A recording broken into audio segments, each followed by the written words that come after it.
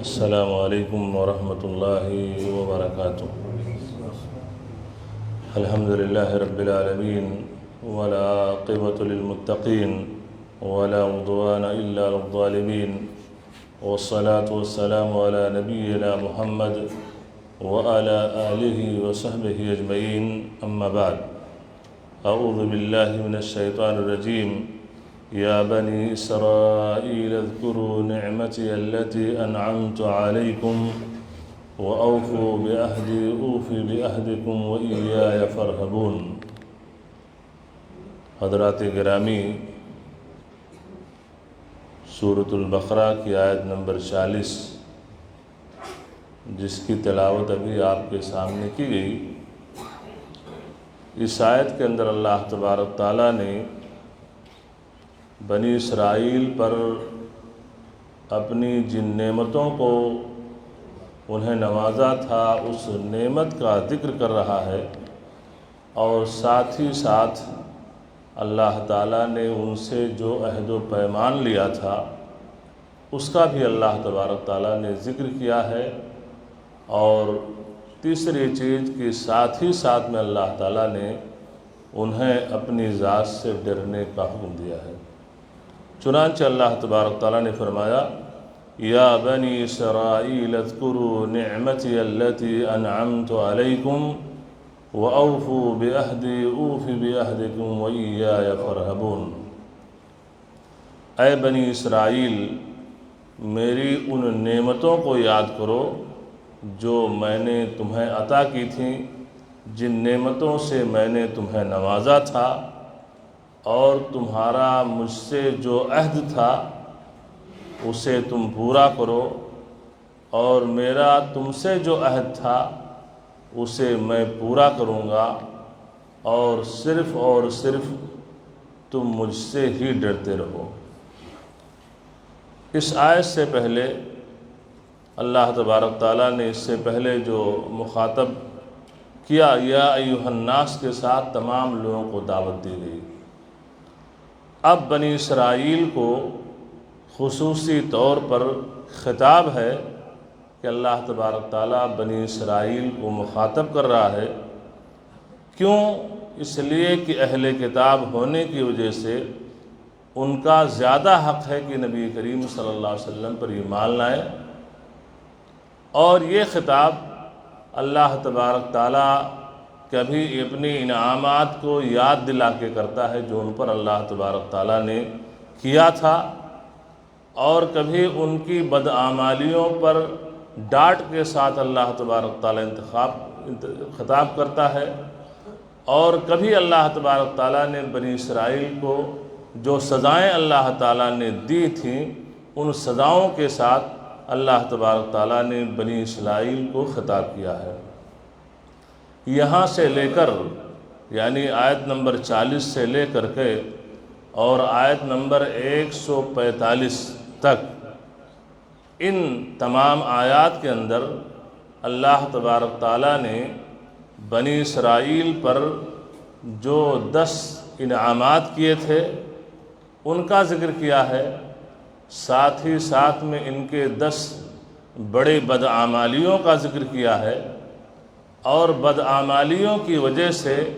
انہیں جو سزائیں اللہ تعالیٰ نے دی ہیں ان سزاؤں کا اللہ تبارک تعالیٰ نے ذکر کیا ہے۔ اسرائیل، آپ نے پڑھا یا بنی اسرائیل، اسرائیل یہ اس سلسلے میں مفسرین کہتے ہیں کہ یعقوب علیہ السلام کا دوسرا نام اسرائیل تھا، یا یہ ہے کہ یعقوب علیہ السلام کا لقب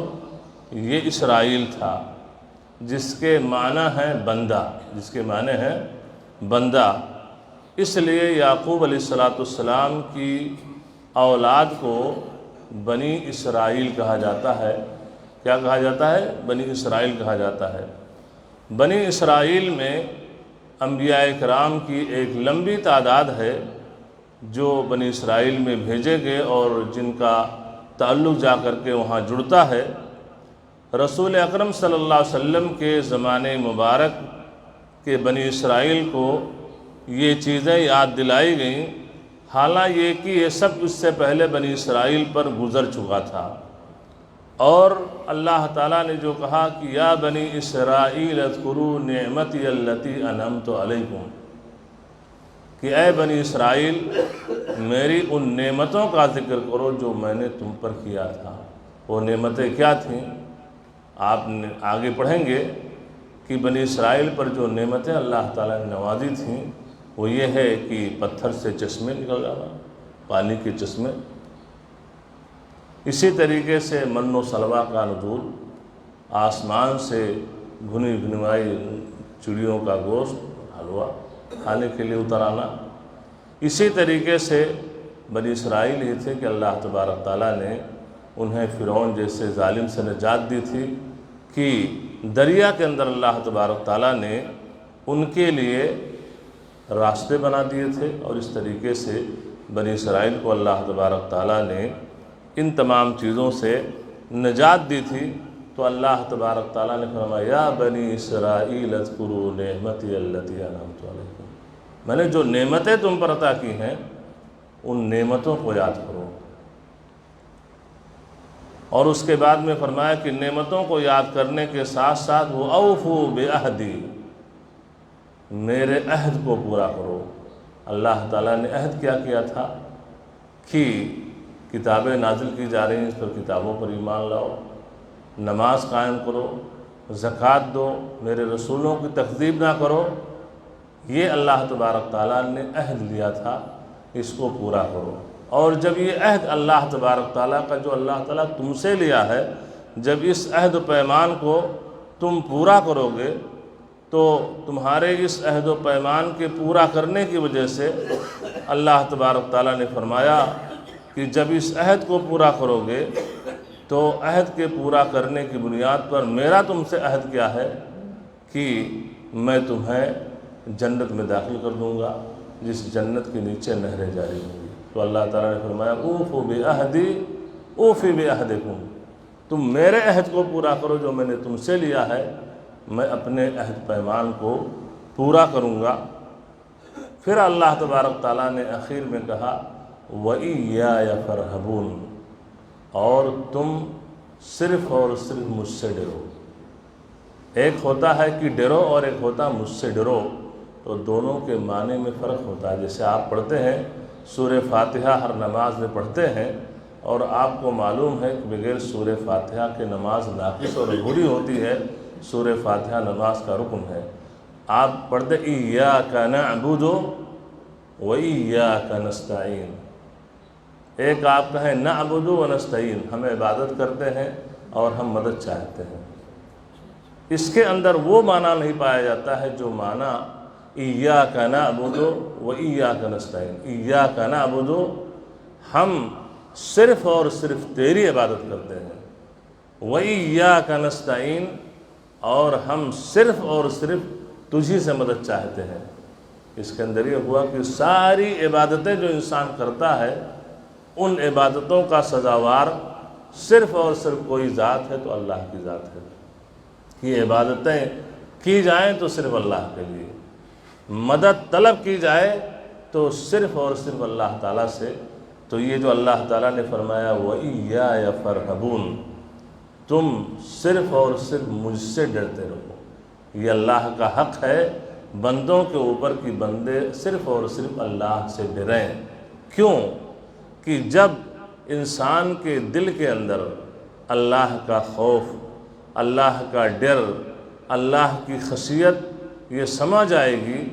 اس کے دل و دماغ کے اندر اللہ کا ڈر یہ رچ بس جائے گا، تو ظاہر سی بات ہے کہ اللہ تعالیٰ نے جو بھی ایک بندے سے عہد و پیمان لیا ہے اس عہد و پیمان کو وہ توڑے گا نہیں، اللہ کے فرامین کو بجا لائے گا،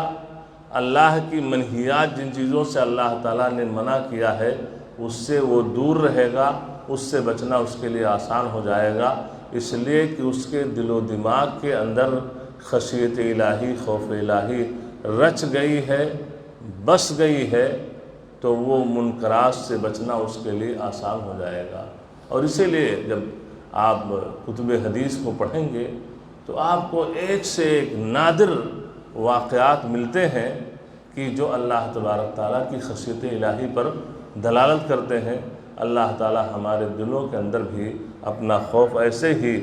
بسا دے جس طریقے سے ہمارے سلف کے دلوں میں تھا۔ آپ کو معلوم ہے صحیح بخاری کا واقعہ خشیت الہی کے تعلق سے کہ وہ انسان جس نے قتل 99 نفسا، کہ جس نے 99 لوگوں کو قتل کیا تھا، دل پتھر کی طرح سخت تھا، دل سیاہ ہو چکا تھا،